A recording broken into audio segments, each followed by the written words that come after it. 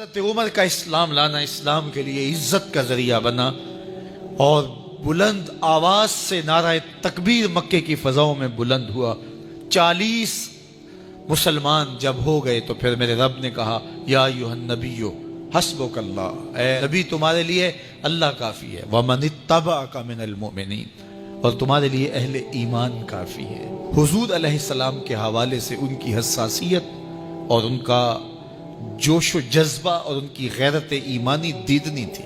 حضرت شاہ ولی اللہ محدث دہلوی علیہ رحمہ فرماتے ہیں کہ 17 مقامات پہ قرآن مجید میں حضرت عمر کی رائے کے مطابق قرآن نازل ہوا۔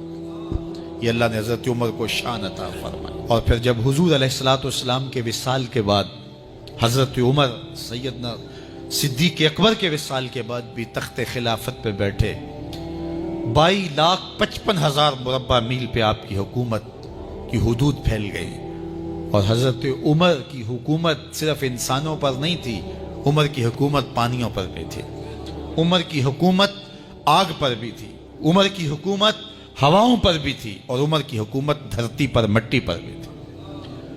آپ جانتے ہیں کہ مصر کے گورنر نے لکھا کہ یہاں تو عجیب کہانیاں ہیں۔ کیا ہوا؟ کہا کہ دریائے نیل اتنی دیر تک چلتا نہیں جب تک ایک نوجوان لڑکی کو زیورات سے آراستہ کر کے نیل میں ڈالا جاتا ہے، پھر نیل چلتا ہے، اور یہ برسا برس رسم جاری ہے۔ حضرت عمر کے پاس جب یہ پیغام پہنچتا ہے تو حضرت عمر نیل کو خط لکھ رہے ہیں، بسم اللہ الرحمن الرحیم، مصر کے نیل کے نام عمر کا خط، اور آگے لکھتے ہیں اے نیل اگر تو اللہ کے حکم سے چلتا ہے تو چل، ورنہ تیری کوئی ضرورت نہیں ہے۔ اور رکا لکھ کر کاسد کو دیا، جا کے یہ دریائے نیل میں ڈال دو۔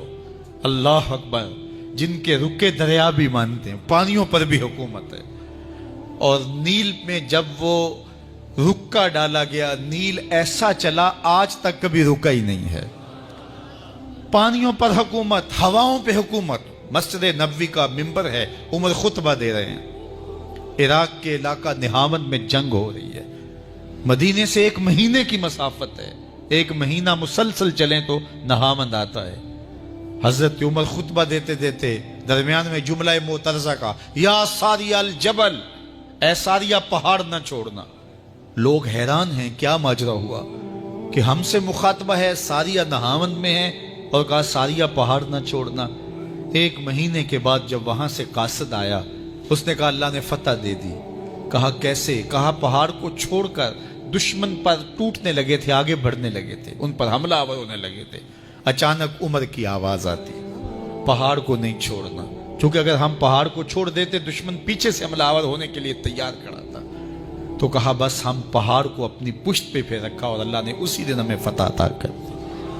ہوائیں بھی ان کا پیغام پہنچاتی ہیں، پانی بھی ان کا حکم مانتے ہیں۔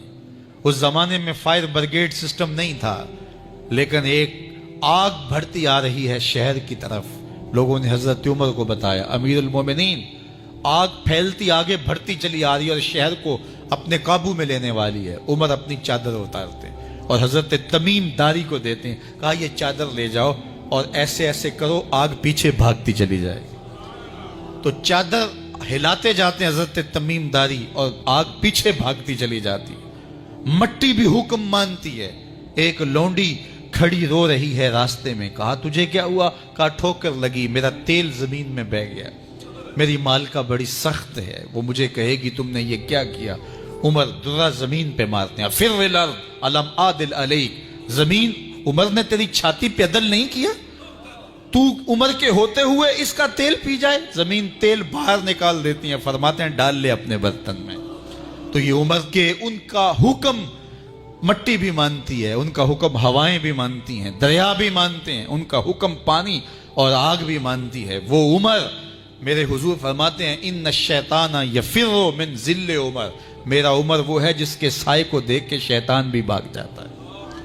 حضرت عمر رضی اللہ تعالیٰ عنہ نے ایک بہترین نظم و نسق دیا اور امور سلطنت کو اس انداز سے منظم کیا۔ ایک غیر مسلم مفکر کہتا ہے اگر اس امت کو ایک اور عمر مل جاتا پوری دنیا پہ حکومت مسلمانوں کی ہوتی۔ ایک دن مسجد نبوی سے باہر حضور تشریف لا رہے تھے، دائیں ہاتھ میں حضرت ابو بکر کا ہاتھ تھا، بائیں میں حضرت عمر کا ہاتھ تھا۔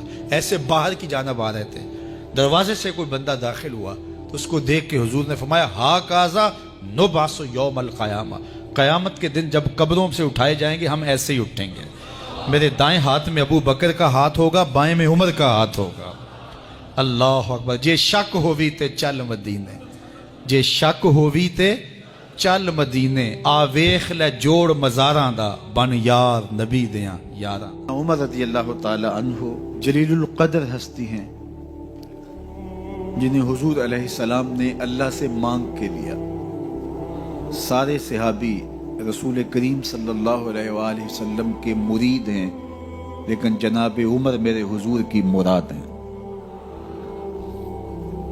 39 لوگ جب اسلام لا چکے، 39ویں شخص حضرت امیر حمزہ رضی اللہ تعالی عنہ تھے، اور ان کا ایمان لانا مسلمانوں کے لیے بہت بڑی ڈھارس اور بہت بڑے حوصلے کا سبب و ذریعہ بنا۔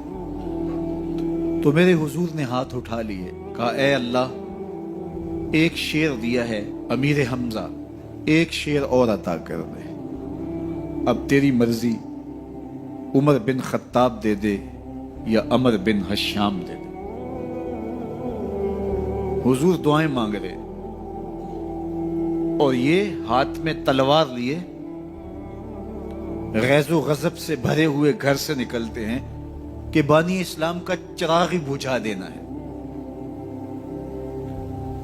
راستے میں ایک صاحب ملے اور کہا کہ عمر تیور کوئی اچھے نہیں لگتے، خیر تو ہے، کدھر جا رہے ہو؟ کہا چراغ اسلام بجھانے جا رہا ہوں، یہ روز کا مسئلہ ختم ہونے لگا ہے میرے ہاتھوں۔ مسکرا کے بولے گھر کی خبر تو لو۔ کہا میرے گھر کو کیا ہوا؟ کہا تمہاری بہن فاطمہ بھی نوکر بن گئی ہے رسول اللہ صلی اللہ علیہ وسلم کی۔ غصے سے بھرے ہوئے اپنی بہن کے گھر کا رخ کرتے ہیں، اندر سے قرآن پڑھنے کی آواز آ رہی، غصہ اور بڑھ جاتا ہے، دروازے کو زور زور سے کھٹکھٹاتے ہیں۔ اہل خانہ سمجھ گئے ماجرا کیا ہے، گرجدار آواز ہے جناب عمر کی، دروازہ کھولو۔ جلدی سے معلم کو چھپا دیا اور بہن آگے بڑھ کے دروازہ کھولا۔ کہا تم سابی ہو گئے ہو، دین چھوڑ دیا تم نے، بتوں کی وفا ترک کر دی اور بے تحاشا مارنا شروع کیا۔ بہن کا سر پھٹ جاتا ہے، خون بہنے لگتا ہے اور یہ مارتے چلے جاتے ہیں۔ فاطمہ بنت خطاب بولی عمر تم خطاب کے بیٹے ہو، سنو میں بھی خطاب کی بیٹی ہوں، جو ظلم جو جبر کرنا ہے کرو، میں محمد عربی کا دامن نہیں چھوڑوں گی۔ سوچنے پہ مجبور ہو جاتے ہیں وہ کون سی طاقت ہے جس نے بجلیاں بھر دی اس کے اندر۔ کہا جو تم پڑھ رہے تھے مجھے بھی سنا سکتے ہو؟ کہا تمہیں غسل کرنا ہوگا۔ عمر اپنے بدن کو دھو رہے ہیں، میرا رب دل دھو رہا ہے۔ اتنے میں معلم بھی قرآن لے کر آ جاتے ہیں اور قرآن کی تلاوت ہونے لگتی ہے۔ طٰہٰ ما انزلنا علیک القرآن لتشقیٰ، 14ویں رات کے محبوب چاند، ہم نے قرآن اس لیے نازل تو نہیں کیا تھا کہ تم مشقت میں پڑ جاؤ۔ بے تاب ہو گئے، کہا عمر کی عمر برباد ہو گئی، مجھے لے چلو حضور کی چوکھٹ پہ۔ تلوار حمائل کی ہے، بہنوئی ساتھ ہیں، اور حضور کی بارگاہ میں حاضر ہو رہے ہیں۔ دروازے کے سوراخوں سے دیکھا تو صحابہ تشویش کا اظہار کرنے لگے کہ عمر آ رہا ہے، تلوار حمائل کی ہے، ارادے اچھے نہیں لگتے۔ جناب امیر حمزہ نے کہا دروازہ کھول دو، اچھی نیت سے آیا تو استقبال کریں گے، نیت اچھی نہیں ہے تو اس کی تلوار سے اس کی گردن کاٹ دیں گے۔ حضور کے سامنے جا کے بیٹھ گئے، گلے میں کپڑا ڈالا تو حضور نے پکڑ کے کہا عمر ابھی وقت نہیں آیا کہ تم اسلام لے آؤ۔ یہی وقت تھا عمر کے اسلام لانے کا، لبوں پہ کلمہ جاری ہو گیا۔ اللہ اکبر کی صدا اس زور سے گونجی کہ مکے کی گلیاں گونجنے لگیں۔ اسلام لانے کے بعد حضور سے پوچھتے ہیں حضور کیا ہم حق پر نہیں ہیں؟ فرمایا ہم حق پر ہیں۔ اللہ کا دین سچا نہیں ہے؟ کہا اللہ کا دین سچا ہے۔ آپ اللہ کے سچے نبی نہیں ہیں؟ فرمایا میں اللہ کا سچا نبی ہوں۔ تو کہا پھر ہم چھپ کے عبادت کیوں کریں؟ اب مسلمانوں کی دو صفیں بنتی ہیں، ایک صف کی قیادت امیر حمزہ کرتے ہیں، دوسری صف کے آگے آگے عمر بن خطاب چلتے ہیں اور حضور درمیان میں ہیں، اور یہ ملکوتی قافلہ صحن حرم میں آ کے اعلانیہ عبادت کرتا ہے۔ حضرت عبداللہ ابن مسعود رضی اللہ تعالیٰ عنہ فرماتے ہیں عمر کا اسلام لانا اسلام کے لیے عزت کا سبب بنا، اسلام کے وقار کی علامت بن گیا۔ ایک ایک کے دروازے پہ جا کے دروازہ کھٹکھٹا کے کہتے ہیں، وہ تو اور خبر سننے کے لیے بے چین تھے کہ یہ بانی اسلام کی زندگی کا چراغ بجھانے گیا تھا، کوئی خبر لایا ہوگا۔ وہ کہتے ہیں آؤ عمر کدھر آئے ہو؟ کہا تمہیں بتانے آیا ہوں، کمزوروں سے پنجہ آزمائی کرتے رہے ہو، آؤ میرے سے بات کرو، میں محمد عربی کا نوکر بن گیا ہوں۔ اللہ اکبر۔ میرے حضور نے فرمایا جب اچھے لوگوں کا ذکر کرو تو میرے عمر کا ذکر بھی کیا کرو۔ میرے عمر کی زبان پر حق بولتا ہے، سچ بولتا ہے۔ ان الشیطان یفر من ظل عمر، عمر کے سائے کو دیکھ کے شیطان بھاگتا ہے۔ اللہ اکبر۔ اسلام لائے تو زندگی کی ایک ایک سانس اسلام کے لیے وقف کر دی، حضور کا پہرا دیا، حضور کی ناموس کا پہرا دیا، حضور کی شریعت کا پہرا دیا۔ اسلامی فتوحات پھیلی تو پھیلتی ہی چلی گئیں، کبھی مصر فتح ہو رہا ہے، کبھی ایران فتح ہو رہا ہے، آرمینیا تک مسلمانوں کی افواج پہنچتی ہیں۔ 22 لاکھ مربع میل پر حضرت عمر رضی اللہ تعالیٰ عنہ کی سلطنت پھیل جاتی ہے۔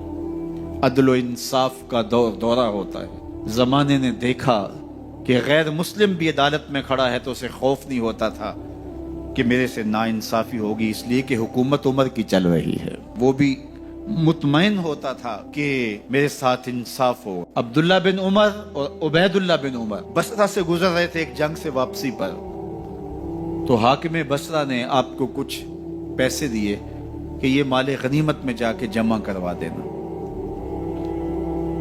اور پھر خود ہی مشورہ دیا کہ عراق کے اندر فلاں فلاں چیز بہت سستی مل جاتی ہے اور حجاز میں ان چیزوں کی قیمت زیادہ ہے، تو اگر آپ ایسا کر لیں کہ یہ ان پیسوں سے خرید لیں اور جا کے مدینہ المنورہ میں فروخت کر دیں تو جو زائد پیسے آپ کمائیں گے وہ آپ کے ہوئے، اور یہی اشرفیاں جو میں نے دی ہیں آپ کو، اتنی اشرفیاں بیت المال میں جمع کروا دینا۔ تم نے محنت کی ہوگی، تجارت کی ہوگی، تو جتنے بچیں گے وہ آپ کے ہوں گے۔ تو انہوں نے کہا بہت اچھا، وہاں سے مال خرید لیا، مدینہ المنورہ میں آ کے بیچ دیا۔ جتنی اشرفیاں انہوں نے وہاں سے دی تھی بیت المال کے لیے، اتنی بیت المال میں جمع کروا دی۔ حضرت عمر رضی اللہ تعالیٰ عنہ کو پتہ چلا، بیٹوں کو بلایا، کہا کہ سنا ہے تم نے کوئی کمائی کی ہے؟ کہا جی ہم نے تو تجارت کی اور جو مال لیا تھا اتنا مال بیت المال میں جمع کروایا ہے۔ کہا تم بیت المال کے پیسوں پر کمائی کی ہے، وہ پیسے بھی تمہیں بیت المال میں جمع کروانے پڑیں گے۔ یہ عمر ہیں رضی اللہ تعالیٰ عنہ۔ رومی شہنشاہ کی بیوی سلام بھیجتی ہے حضرت عمر رضی اللہ تعالیٰ عنہ کی اہلیہ کو، تو وہ 1 دینار ادھار لے کر کے اس کا عطر خریدتی ہیں اور شیشیوں میں ڈال کر کے ان کو بھیجتی ہیں کہ چلو ایک رواداری کا اچھا ثبوت فراہم کیا جائے۔ تو وہ واپسی پر انہی شیشیوں کے اندر قیمتی موتی بھر کے بیچتی ہیں، جواہرات بھر کے بیچتی ہیں۔ حضرت عمر رضی اللہ تعالیٰ عنہ فرماتے ہیں لاؤ یہ سارے جواہرات، سب کو فروخت کرتے ہیں، 1 دینار اس کو دیتے ہیں، باقی بیت المال میں جمع کر دیتے ہیں۔ تو جب اپنی زندگی اتنی محتاط ہوگی، اتنی خوبصورت ہوگی، تو پھر کس طرح کوئی گورنر زیادتی کر سکتا ہے؟ تو حضرت سیدنا عمر رضی اللہ تعالیٰ عنہ نے اپنا طرز زندگی اور انداز معاشرت اتنا سادہ اور اتنا خوبصورت رکھا کہ اس کے مطابق تمام گورنروں کو ڈھالنے کی تلقین کی۔ آپ جب بھی کسی شخص کو بطور گورنر اس کا تعین کرتے تو اس کو یہ نصیحتیں کرتے، ایک ترکی گھوڑے پہ سوار نہیں ہوں گے، باریک کپڑا نہیں پہنیں گے، اور انچھنے آٹے کی روٹی کھائیں گے، مکان کا دروازہ نہیں لگائیں گے، کوئی حاجب نہیں رکھیں گے، چوکیدار نہیں رکھیں گے، بواب نہیں رکھیں گے، جو تمہارے تک پہنچنا چاہے ڈائریکٹ پہنچ جائے۔ اللہ اکبر۔ اور پھر جب کسی کو متعین کیا جاتا اس کی جائیدادیں لکھ لی جاتی کہ اس کے پاس کتنی جائیداد ہے، وہ حساب اپنے پاس رکھتے، اور جب وہ معزول ہوتا یا اس کا وقت ختم ہوتا تو آپ دیکھتے کہ اب اس کے پاس جائیداد کتنی ہے۔ اگر وہ جو پہلے آپ نے اپنے پاس ریکارڈ رکھا ہوتا اس سے جائیداد اس کی زیادہ ہوتی تو حضرت عمر بقیہ جائیداد بیت المال میں جمع کرتے۔ اللہ اکبر۔ اور یہ کیسے تھا؟ گورنر بول نہیں سکتا تھا، اس لیے کہ حضرت عمر کی اپنی بود و باش بھی اسی طرح کی تھی، اپنا طرز زندگی بھی اسی طرح کا تھا۔ مال غنیمت میں بہت ساری چادریں آتی ہیں جو سب کو تقسیم کر دی جاتی ہیں۔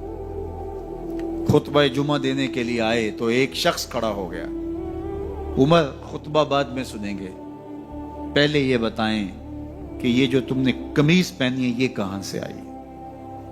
مال غنیمت کے اندر جو چادریں آئی ہیں سب کے حصے میں ایک ایک چادر آئی، آپ داراز کر دیں، ایک چادر سے قمیض نہیں سل سکتی، تو آپ کی قمیض کہاں سے آئی؟ پہلے اس سوال کا جواب دے دیجئے، پھر خطبہ سنیں گے۔ اللہ اکبر۔ آپ کے بیٹے کھڑے ہوتے ہیں، کہا ایک چادر سے میرے باپ کی قمیض نہیں بنتی تھی، میں نے اپنے حصے کی چادر بھی اپنے باپ کو پیش کی ہے۔ اس نے کہا اب سناؤ، اور ہم سنتے ہیں۔ یہ ہے حضرت عمر رضی اللہ تعالیٰ عنہ کی اپنی ذاتی زندگی۔ ایاز بن غنم کے بارے میں یہ پتہ چلتا ہے کہ وہ موٹے کپڑے نہیں باریک کپڑے پہنتا ہے۔ اس نے گھر کے دروازے پر بواب بھی رکھا ہوا ہے، چوکیدار بھی رکھا ہوا ہے۔ تو حضرت عمر رضی اللہ تعالیٰ عنہ محمد بن مسلمہ کو بھیجتے ہیں، محمد بن مسلمہ جاتے ہیں اور جا کے تحقیق کرتے ہیں تو ایسا ہی پاتے ہیں، تو ان کو وہیں گرفتار کر کے لے آتے ہیں اور حضرت عمر کے دربار میں پیش کیا جاتا ہے۔ چھڑی اس کے ہاتھ میں دے کر فرماتے ہیں جاؤ تم بکریاں چرایا کرو، تم گورنری کے لائق نہیں ہو۔ ایک گورنر کو بکریاں چرانے پہ لگا دیتے ہیں اس لیے کہ تم نے ان اصولوں سے، ان ضابطوں سے انحراف کیا ہے جو ایک سلطنت کے ذمہ دار کے لیے لازم اور ضروری ہیں۔ دور موجود کے حکمرانوں کو، چاہے وہ عرب کے حکمران ہوں چاہے وہ عجم کے حکمران ہوں، اگر وہ اسلام کا نام لیتے ہیں تو انہیں اپنے اعمال کا جائزہ لینا ہوگا کہ ہم کھڑے کہاں ہیں۔ ایک دن حضرت عمر بیٹھ کے رو رہے تھے تو کسی نے کہا حضرت رو کیوں رہے ہیں؟ فرمایا کہ میں اس لیے رو رہا ہوں کہ فلاں پل سے بکریاں گزری ہیں، تو پل کے اندر شکستگی تھی، ٹوٹا ہوا تھا پل درمیان میں کچھ، اس میں ایک بکری کی ٹانگ ٹوٹ گئی ہے، تو میں ڈرتا ہوں کہ میرا رب یہ نہ پوچھے کہ عمر تو نے پل صحیح تعمیر نہیں کروائے تھے کہ ایک بکری کی ٹانگ کیوں ٹوٹی ہے۔ یہ ہیں حضرت عمر رضی اللہ تعالی عنہ۔ اللہ اکبر۔ تو اللہ تعالیٰ جل شانہ نے حضرت سیدنا عمر بن خطاب رضی اللہ تعالیٰ عنہ سے جو کام لیا، مختصر دور خلافت کے اندر 10 سال 6 ماہ 4 دن آپ نے خلافت فرمائی ہے، لیکن کہاں سے چلے اور یہاں مکران تک، بلوچستان کا حصہ ہے، یہاں تک آپ کے سلطنت کی حدود وسیع ہوئی، ادھر آرمینیا تک جا پہنچے، حمص فتح کیا، قادسیہ، یرموک۔ آپ ذرا دیکھیے کہ کہاں تک آپ کی فوجوں کے گھوڑے دوڑتے رہے، اور اللہ تعالیٰ جل شانہ نے ان کو جو توانائی، عدل و انصاف کی قوت عطا فرمائی۔ اللہ اکبر۔ جب زمین پہ عدل کیا ہو تو زمین بھی حکم مانتی ہے، اور حضرت عمر وہ تھے جن کا حکم ہوائیں بھی مانتی تھی، زمین بھی مانتی تھی، جن کا حکم جو ہے وہ آگ بھی تسلیم کرتی تھی اور دریا بھی ان کا حکم مانا کرتے تھے۔ مصر کے اندر یہ رسم بد جاری تھی کہ سال کے بعد ایک دوشیزہ کو زیورات پہنا کے اچھے لباس میں ملبوس کر کے دریا کی بھیڑ چڑھایا جاتا، اس کی قربانی دی جاتی، اس کا خون بہتا تو دریا چلتا۔ جب مسلمانوں نے مصر فتح کیا تو گورنر نے لکھا کہ اسلام تو اس طرح کی رسوم کی اجازت نہیں دیتا، لیکن خشک سالی ہے، لوگوں کی فصلیں ویران پڑی ہیں، تو حضرت کیا کیا جائے؟ تو حضرت عمر رضی اللہ تعالیٰ عنہ کاغذ کے ٹکڑے پہ لکھتے ہیں بسم اللہ الرحمن الرحیم، مصر کے نیل کی جانب عمر کا خط لکھتے ہیں، اے نیل اگر تو اللہ کے حکم سے چلا کرتا ہے تو چل، ورنہ ہمیں تیرے چلنے کی کوئی حاجت نہیں ہے۔ اور قاصد کو کہا یہ خط لے جاؤ اور جا کے دریائے نیل میں پھینک دو۔ قاصد جا کے خط دریائے نیل میں پھینک دیتا ہے, پانی آتا ہے, ایسا دریائے نیل چلا 14 صدیاں ہوئی ہیں آج تک کبھی بند ہی نہیں ہوا. دریا حکم مانتے, آگ نکلتی ہے. لوگ حضرت عمر رضی اللہ تعالی عنہ کے پاس آئے, حضرت لاوا پھوٹا ہے, آگ نکل رہی ہے اور مدینے کی طرف بڑھ رہی ہے, اب کیا کیا جائے؟ فائر بریگیڈ تو زمانے میں تھی نہیں. عمر نے اپنی قمیض اتاری, جس قمیض پہ 17 پیوند لگے ہوئے تھے چمڑے کے, کہا یہ قمیض لے جاؤ, جدھر آگ بڑھ رہی ہے آگے ڈھالنا, آگ پیچھے بھاگ جائے گی. زلزلہ آتا ہے تو زمین پہ درہ مارتے ہیں, زمین رک جا, کیا عمر نے تیری چھاتی پہ عدل نہیں کیا؟ تو یہ عمر ہیں رضی اللہ تعالی عنہ کہ جن کے انصاف کی وجہ سے, جن کے عدل کی وجہ سے اللہ تعالیٰ کی رحمات اور اس کی برکات کا نزول ہوتا تھا, اور اللہ تعالیٰ نے مسلمانوں کو وہ آبرومند حکومت دی. کائنات کی تاریخ کے اندر ایسی حکومت آپ نے نہیں دیکھی ہوگی جو حضرت عمر نے حکومت کی ہے. اللہ اکبر. فرمایا فرات کے کنارے پہ ایک کتا بھی پیاسا مر گیا تو اس کا حساب بھی عمر سے ہوگا. باہر سے سفیر آتا ہے اور آ کے پوچھتا ہے کہ میں امیر المومنین کے, مسلمانوں کے حکمران کے محل میں جانا ہے, تو مسکرا کے کہتے ہیں ہمارے امیر کا تو کوئی محل نہیں ہے. کہا کہاں ہے تمہارا امیر؟ کہا مسجد نبوی میں ہوگا یا بیت المال کے اونٹوں کی دیکھ بھال میں لگا ہوگا. وہ جب گئے تو مسجد میں نہیں ہے, اللہ اکبر, وہاں گئے تو وہاں بھی نہیں ہے. پھر کیا دیکھتے ہیں کہ عمر رضی اللہ تعالی عنہ جنت البقیع کے پاس ایک درخت کے نیچے اینٹ کا سرانہ رکھ کے سوئے ہوئے. تو اس نے کہا عمر تو نے عدل کیا ہے, تجھے کچی اینٹ پہ بھی نیند آ گئی. ہمارے حکمرانوں نے انصاف نہیں کیا اور وہ بند اور محفوظ کمروں کے اندر بھی سکون اور چین کی نیند نہیں سو سکتے. حضرت سیدنا عمر رضی اللہ تعالیٰ عنہ نے اس طرح ان امور سلطنت نبھائے. آپ دن کو لوگوں کی دیکھ بھالی کرتے, لوگوں کی ضروریات سنتے سمجھتے, اور جب رات پڑتی لوگ سو جاتے, عمر مدینے کی گلیوں میں پہرا دیتے. کائنات نے کوئی ایسا بھی حکمران دیکھا ہوگا؟ اللہ اکبر. وہ مجاہد جو مختلف محاذات پہ گئے ہوئے ہوتے, ان کے گھروں کی دیکھ بھالی کرتے, ان کی ضروریات کا خیال رکھتے, ان کی آبرو کا پہرا دیتے. راتوں کی تنہائیوں کے اندر حضرت عمر اٹھتے اور جا کے گشت کرتے, چکر لگاتے, دیکھتے کوئی آنکھ پر نم نہ ہو, مفلسی کا کسی گھر میں ماتم نہ ہو. حضرت عمر رضی اللہ تعالیٰ عنہ جب ایمان لائے تو آپ نے ایک ایک کافر کے گھر کے دروازے پہ کھڑے ہو کے کہا کہ تم کمزوروں کو مارتے تھے, میں تمہیں بتانے آیا ہوں میں محمد عربی کا نوکر بن گیا. بلکہ آپ نے اعلان کیا جس نے اپنی بیوی کو بیوہ اور بچوں کو یتیم کروانا ہو اور اپنے ماں باپ کی کمر کو جھکانا ہو وہ عمر کے مقابلے میں آئے. اللہ اکبر. زنیرہ نامی ایک خاتون تھی, بہت کمزور. راوی کہتا ہے کہ اس کی ہڈیوں میں گودا نہیں تھا, عشق رسول تھا, اور اس کا ظالم آقا اس کو مارتا ہے, اور جب مار مار کے تھک جاتا ہے ادھر سے عمر آ رہے ہیں. یہ اسلام لانے کے پہلے کی کہانی ہے. تو ادھر سے عمر آ رہے ہیں تو اس نے کہا عمر تم جوان آدمی ہو تو یہ چھوڑتی نہیں ہے اپنے نبی کا نام, ذرا تم آؤ. تو عمر کوڑا پکڑ لیتے ہیں, اسے مارتے ہیں. مارتے مارتے تھک جاتے ہیں تو پانی پینے لگتے ہیں. تو کہتے ہیں مجھے تیرے پہ ترس نہیں آیا لیکن میں ذرا پانی پینے لگا ہوں. اور پھر گلے کے اندر ڈال کر کے کوڑا اور اس کی رسی کو بل دیتے ہیں اور اس کی آنکھیں باہر نکل آتی ہیں, اور کہتے ہیں بلا اپنے نبی کو جو تیری آنکھوں کی بینائی واپس کرے. اللہ اکبر. تو اس نے آسمان کی طرف منہ کر کے کہا مالک میں کبھی بھی آنکھوں کی بینائی نہ مانگتی, لیکن اب تیرے نبی کی عزت کا سوال ہے. آنکھوں کی بینائی واپس ہو جاتی ہے. زنیرہ کو بڑا مارا.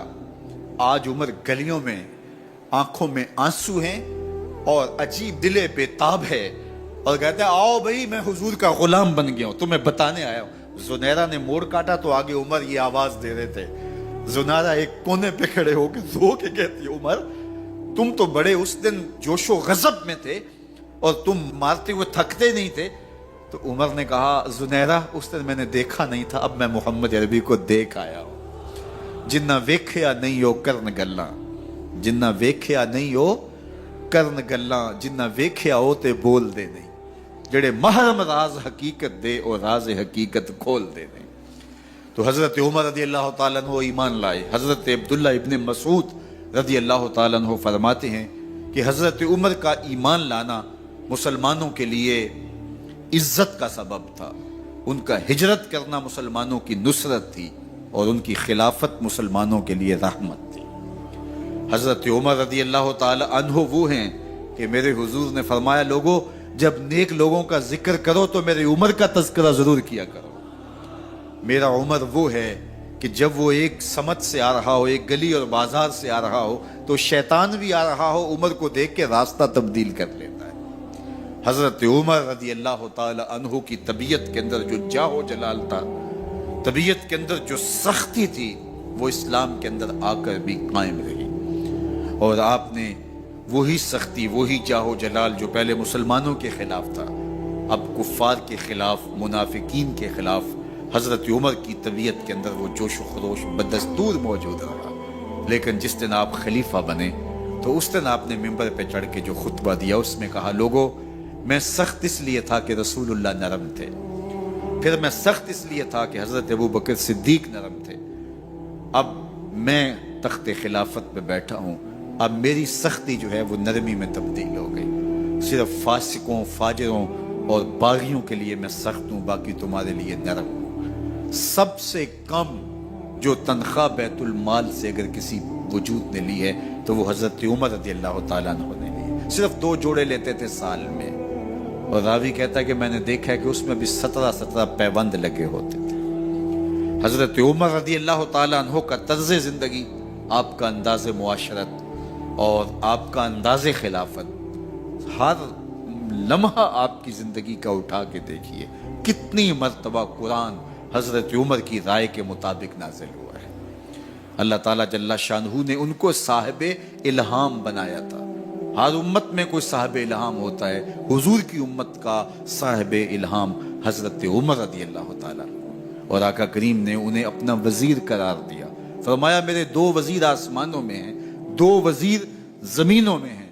آسمانوں کے وزیر جبرائیل اور میکائیل ہیں, اور زمین کے وزیر ابو بکر اور عمر رضی اللہ تعالی عنہما. حضرت عمر رضی اللہ تعالی عنہ جا رہے تھے نا, رات کو پہرے پہ کھڑے تھے, تو ایک گھر سے ایک خاتون اپنی بیٹی کو کہہ رہی تھی دودھ میں پانی ڈال لو.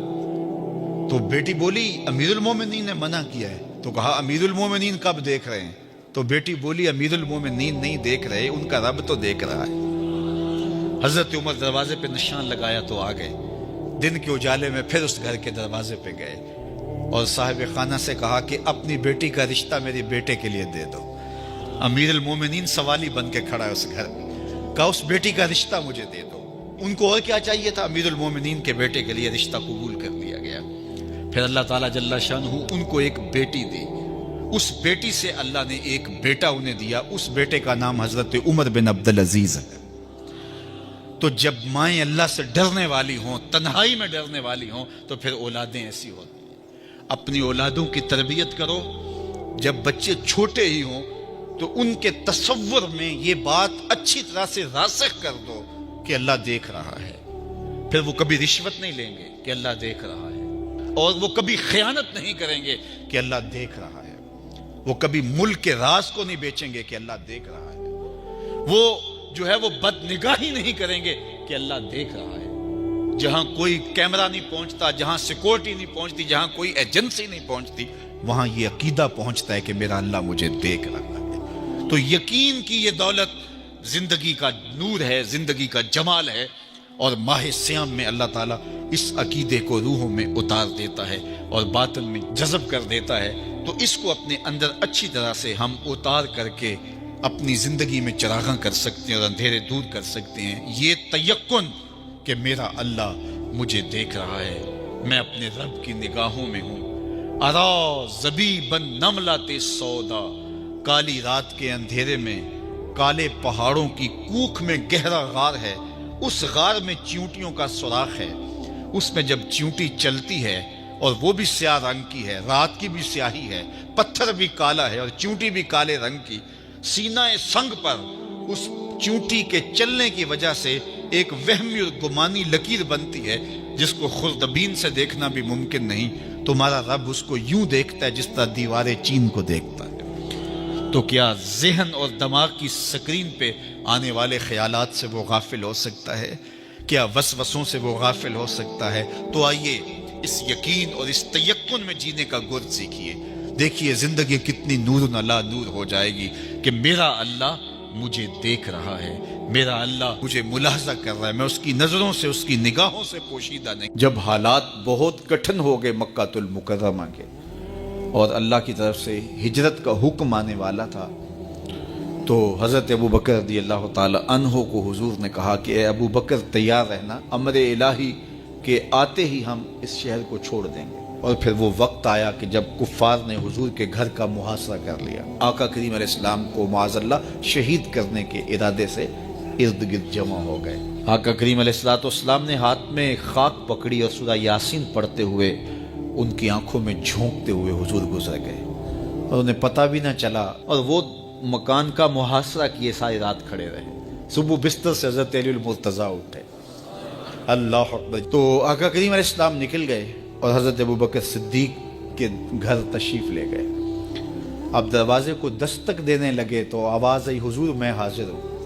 حضرت ابو بکر صدیق تیار کھڑے تھے تو کہا ابو بکر تم تیار ہو؟ کہا حضور آپ نے کہا نہیں تھا کہ تیار رہنا، کبھی ہجرت کا حکم آ سکتا ہے تو میں تو اس دن سے ہی تیار رہتا ہوں کہ کب حضور آئیں اور جو فرمائیں میں وہی کروں. اور پھر وہاں سے لے کے حضور کو وہاں تک گئے اور جبل سور کی چوٹی پر وہ غار ہے. اللہ اکبر. اس غار میں جانے سے قبل حضور کو باہر بیٹھنے کا کہا. عرض کی حضور ذرا میں غار کے اندر کے ماحول کا جائزہ لے لوں.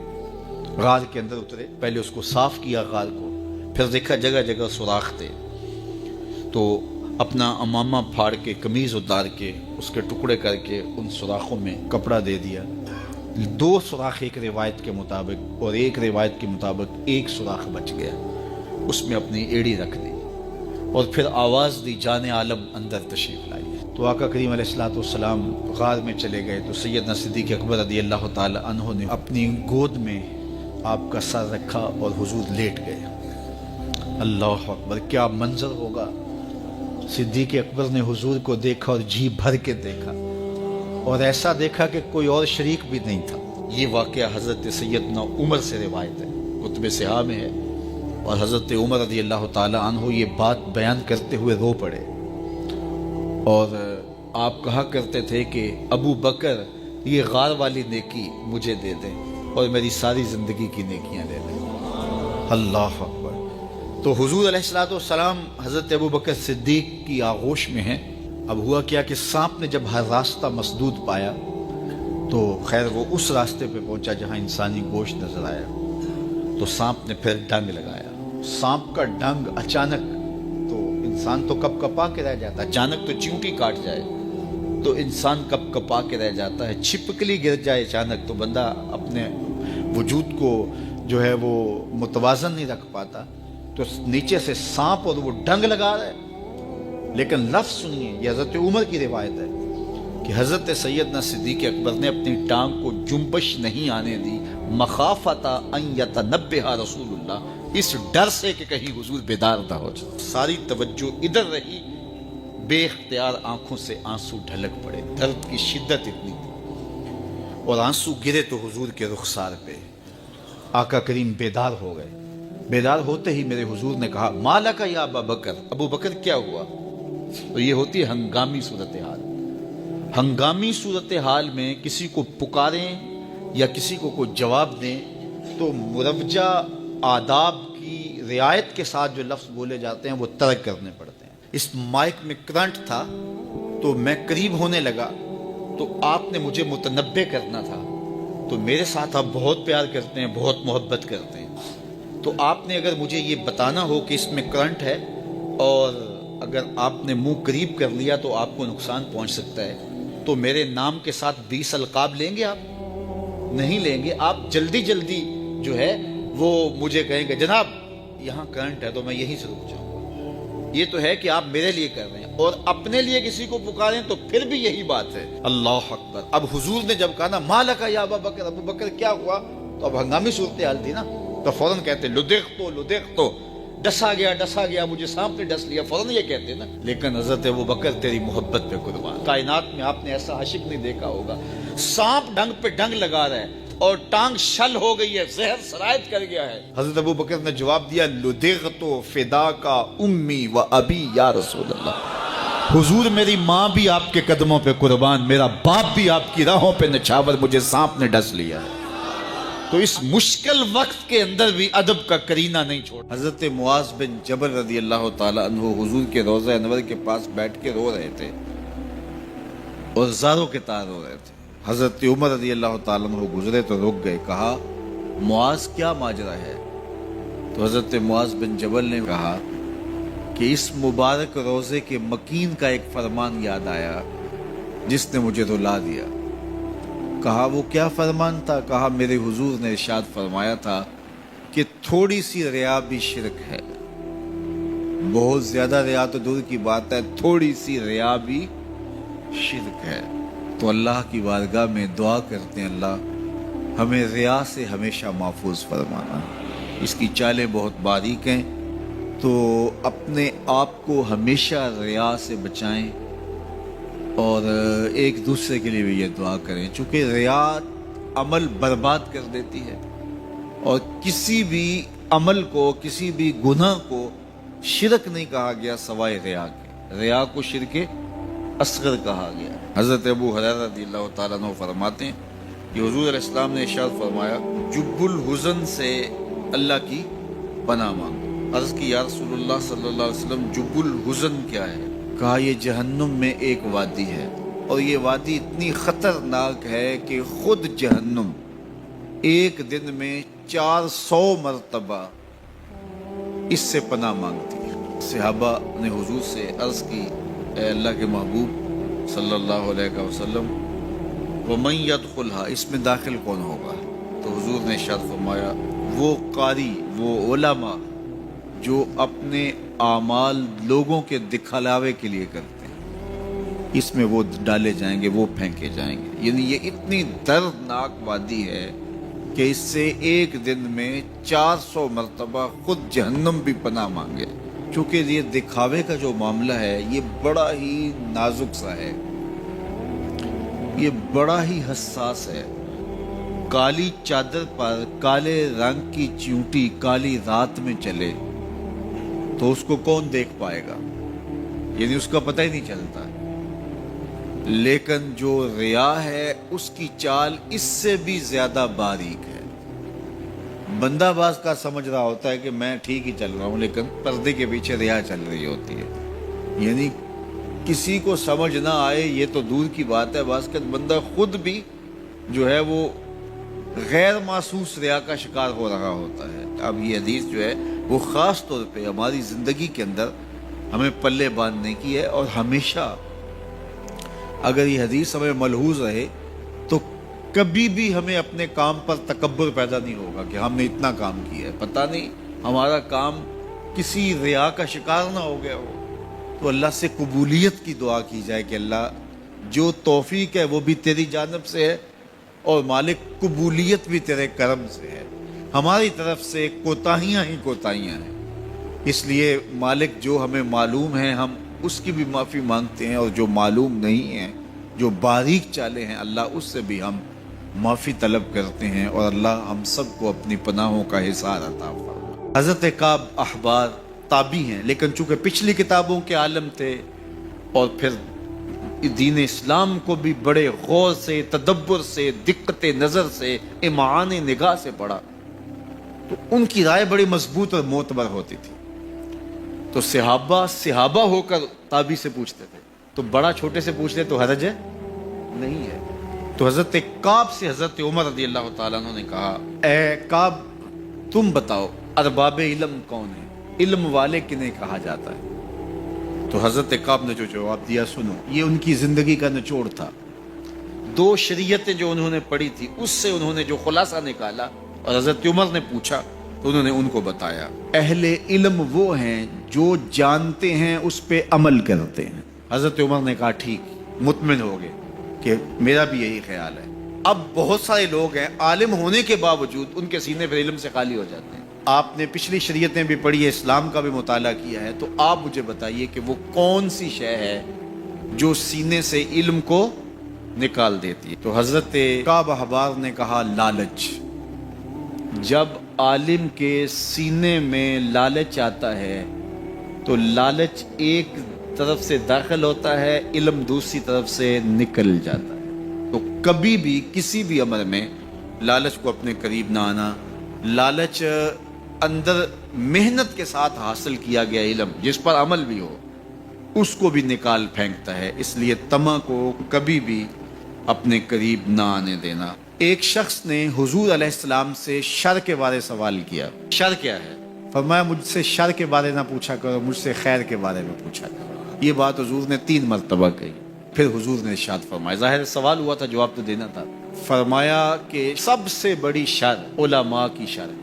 کسی بھی معاشرے کے اندر، کسی بھی قوم کے اندر جب علماء شریر ہو جائیں تو پھر کچھ باقی بچتا ہی نہیں۔ چوں کفر از خانہ کعبہ برخیزت کجا ماند مسلمانی۔ بزرگ کہتے ہیں جب کعبے سے کفر اٹھ کھڑا ہو تو پھر مسلمانی کہاں رہے گی؟ تو جب علماء ہی شر کے منبع بن جائیں، شر کے مصدر بن جائیں، ان کے وجود سے شر پھوٹے اور ان کی زبان ہی شر اگلے اور ان کے لہجے ہی نفرتیں بانٹیں، تو پھر مجھے بتاؤ کہ خیر کہاں ہو؟ اور سب سے بڑی خیر وہ بھی اچھے علماء، یعنی آپ اگر کائنات کے سب سے اچھے لوگ ڈھونڈنے نکلیں تو وہ بھی آپ کو علماء سے ہی ملیں، اور سب سے شریر لوگ ڈھونڈنے نکلیں تو وہ بھی علماء سے ملیں۔ تو اس لیے آپ معاشرے کے، امت کے اچھے لوگ بننے کی کوشش کریں۔ اللہ مجھے آپ کو اپنی خاص پناہوں میں اور خاص کرم نوازیوں میں رکھے۔ اسلام کا وہ دور ہے کہ جب حضور مسجد نبوی سے باہر نکلتے ہیں تو آگے حضرت عمر و ابو بکر رضی اللہ تعالی عنہما کھڑے ہیں، چہرے کے اوپر عجیب اداسی ہے۔ کہا عمر، ابو بکر اس وقت کیوں کھڑے ہو؟ عرض کی حضور بھوک نے گھر میں ٹکنے نہیں دیا، ہم نے چاہا حضور کا چہرہ دیکھ لیں تو کچھ پیاس بجھ جائے، کچھ بھوک مٹ جائے۔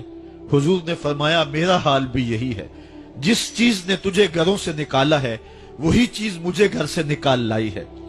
چلتے ہوئے حضرت ابو ایوب انصاری کے گھر کے قریب سے گزرے،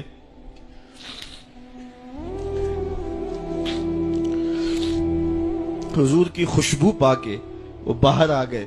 عرض کی بندہ نواز آج میرے مہمان نہیں بنتے؟ حضور نے کہا تمہاری مرضی۔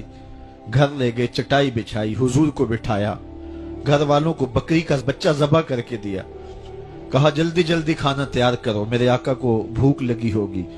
یہ کہہ کے واپس آئے، حضور کے پاس بیٹھے، نظر چہرے پہ پڑی تو گھبرا گئے۔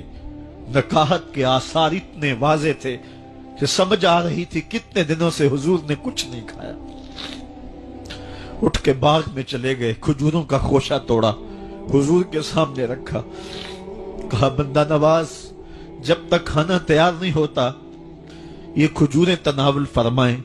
تھوڑی دیر کے بعد کھانا دسترخوان پہ لگ گیا، حضور سے عرض کی گئی حضور آئیں کھانا تناول کر لیں۔ دسترخوان پر تشریف فرما ہو کر کے حضور نے ایک روٹی لی اور چند بوٹیاں اٹھائیں اور ایک خادم کو بلا کر کے کہا جاؤ ہمارے گھر دے آؤ، میری بیٹی فاطمہ کتنے دنوں سے بھوکی۔